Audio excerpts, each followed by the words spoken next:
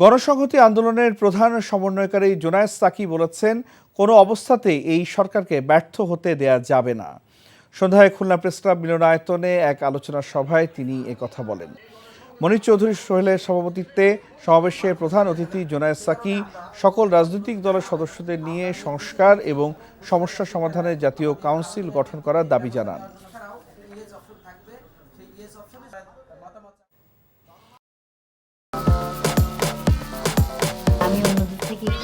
আপনারে আমার অনেক পছন্দ, মানে আমি তোমার ছাড়া কাউরে কোনোদিন ভালোবাসি নাই। এই পুকুরটা তোমাকে লিজ নেওয়ার ব্যবস্থা করে দেব।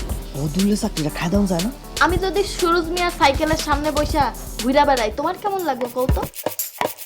তুমি তোমার স্বামীকে নিয়ে এত আহ্লাদ করতেছো, আর ওইদিকে বলে আমার সকাল হয় না, রাইতের আন্ধার হয়।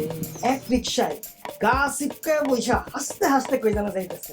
দুনিয়ার এত মানুষ রাইখা এই বেডি তোমার মধ্যে কি পাইছে কৌতো? আর তোমার চোখে আমি শুধু তোমারে চাই।